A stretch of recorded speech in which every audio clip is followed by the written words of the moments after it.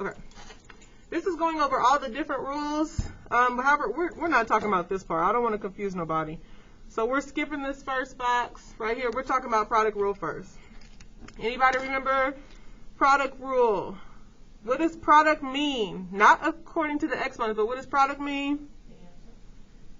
The answer of what? Thank you. The answer when you multiply. That's your product. However, does that really mean you're supposed to multiply the exponents? What does it mean? You add the exponents as long as they have the same base. Okay? So you add the exponents, but only the exponents. And you'll see that here with 1 and 2. I'm going to actually write out the words, and then I'll show you the little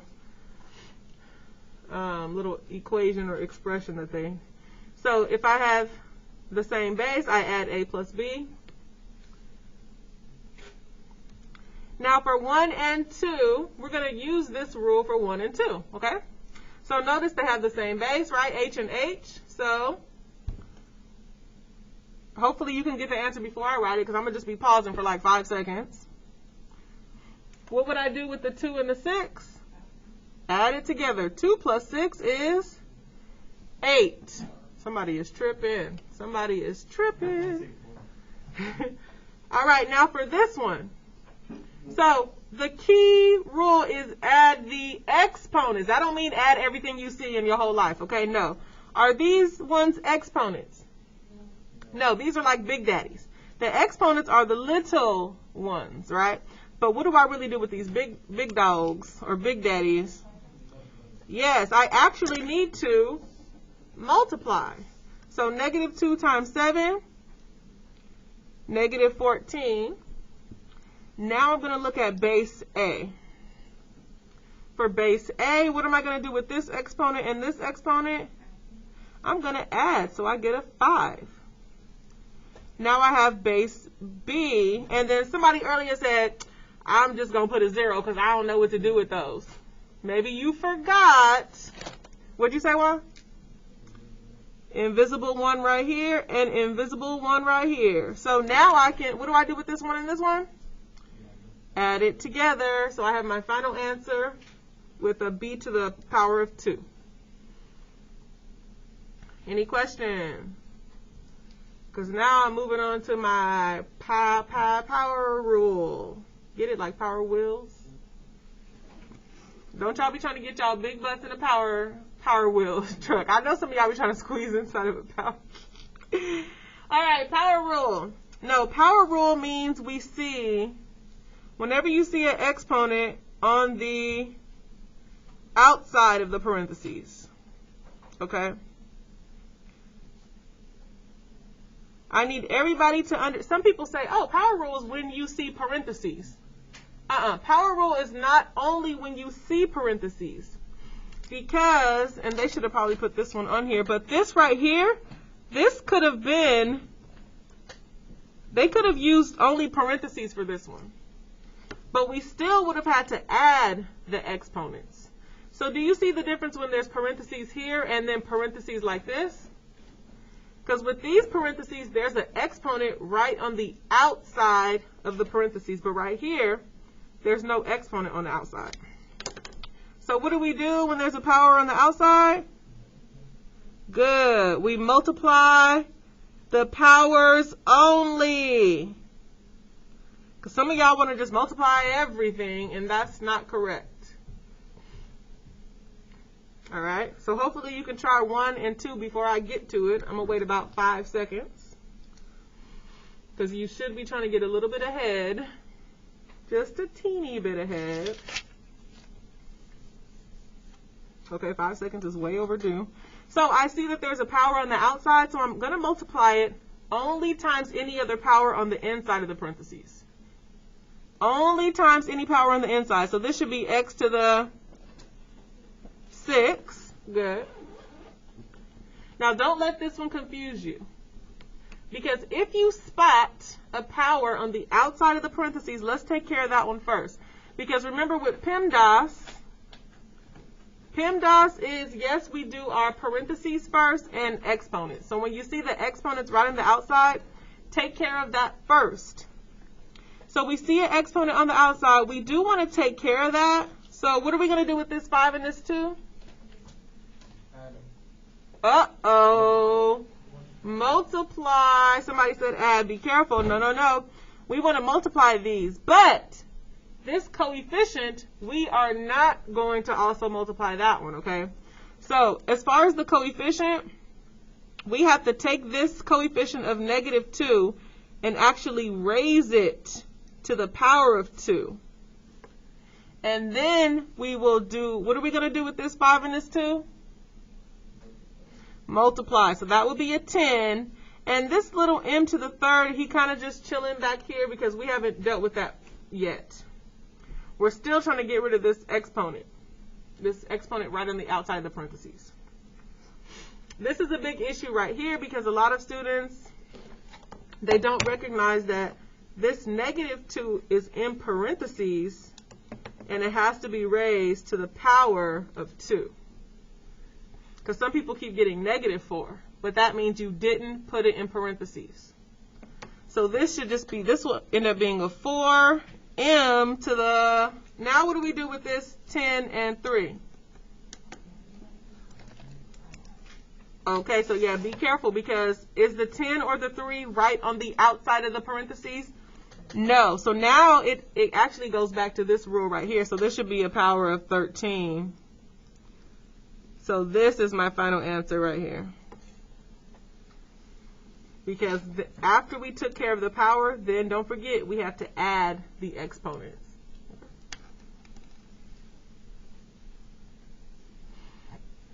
Quotient rule. Quotient actually means it's a division problem, or if you see a fraction. And what do we do with the exponents? Subtract. Very good. Now this is going to get a little bit graphic. Subtract the exponents. So when we're subtracting, it's kind of like, and we talked about, it's kind of like we're trying to make a piece of poop so we could float it to the top.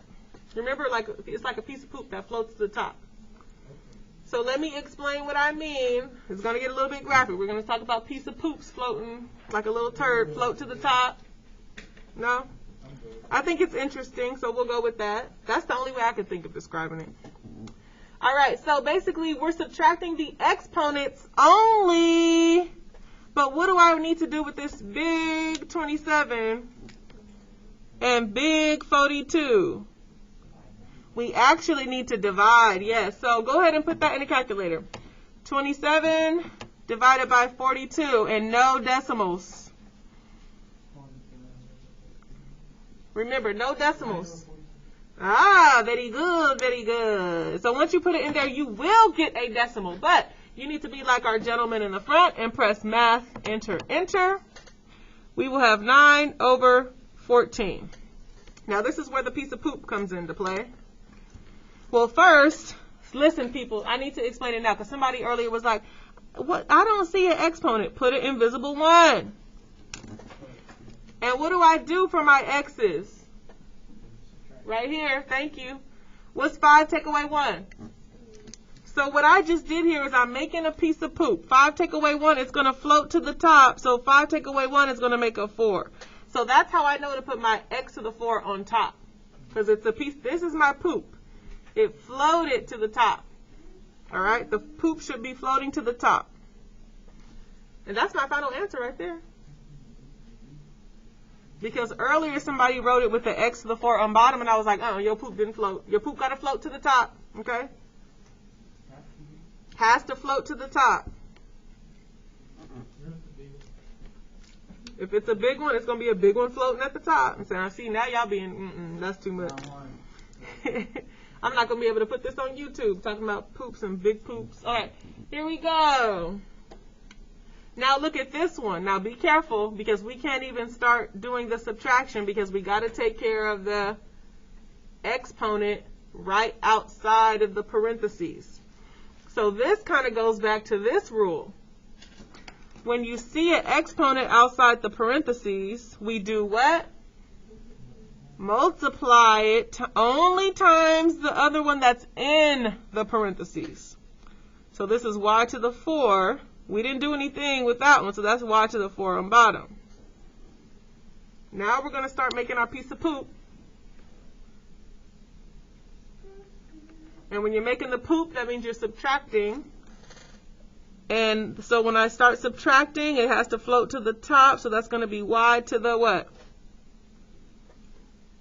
What's 4 minus 4? 0. Y to the power of 0. Ah, somebody remembered. This actually goes into that 0 rule at the bottom. Because anything to the 0 ends up equaling just a 1. There's really nothing, there's an invisible 1 left at the bottom, so we don't need to write anything down here. Y to the 0 equals 1.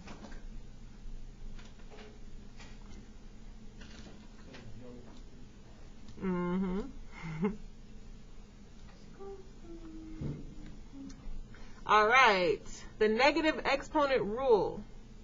I don't really know how to explain it, but basically we move it to the other side. So step 1 would be move. Then step 2 is it's now a positive exponent. I don't really know how else to explain it. Now it's a positive exponent once we move it to the other side. If it's at the bottom and it's negative, you move it to the top and the exponent will become positive. But remember, we're only looking at the negative exponents. Somebody is sleeping. We are only looking at the, somebody else is sleeping. We're only looking at the exponents that are negative, all right? So let's look at number 1, because some people think that this negative 5 has a negative exponent. Does it? Technically, this negative 5 has an invisible 1 exponent. So negative 5 is just going to stay there. But what actually has the negative exponent is the x. So I'm going to turn this into a fraction. And step 1 is move it. But now it's no longer a negative 2. It's now a positive 2 exponent. And that's done. We're done. We're done with that one.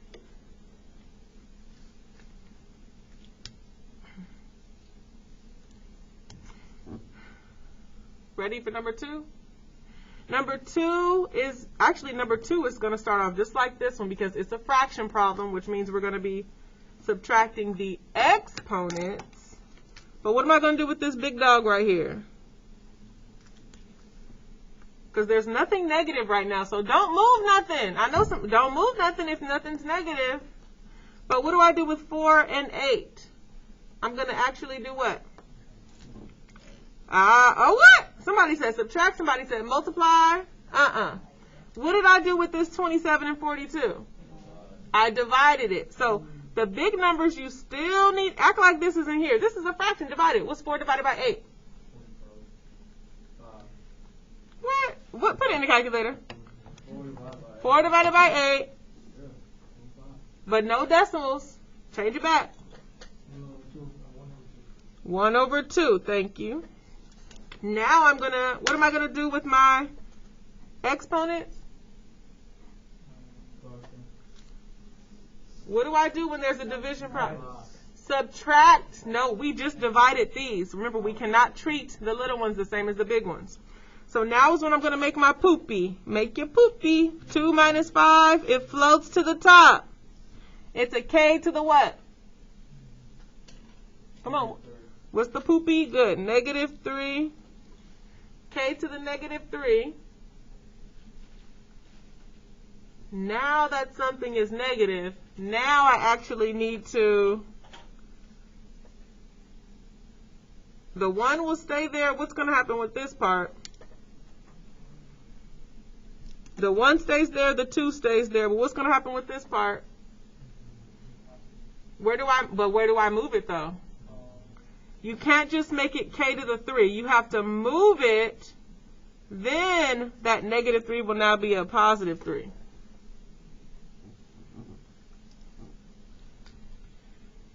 Any questions? You'll get to practice many of these on your own today. We have perfect timing.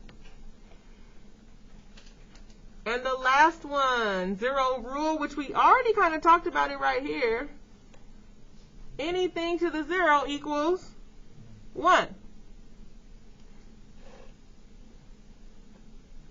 But be careful, because right here, this 7 has its own exponent of a 1. When you don't see an exponent, there's invisible 1 right here.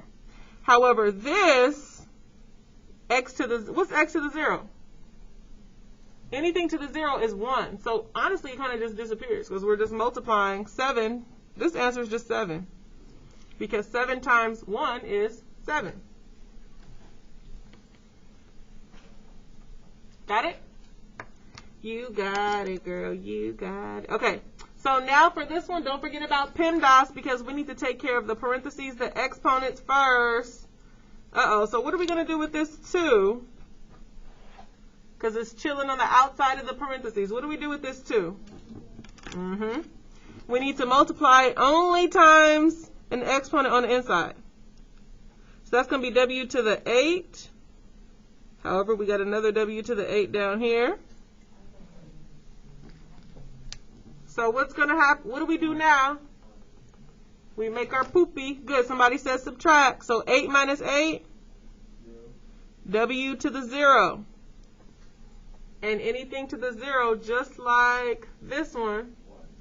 equals a 1. Don't you put this away. Keep it on your desk for when you're doing your practice. All right. So with this practice, you're going to do 1 through 6, but I must check it before you start the back. Okay? I have to check it before you start the back. If you were watching the video, that's it.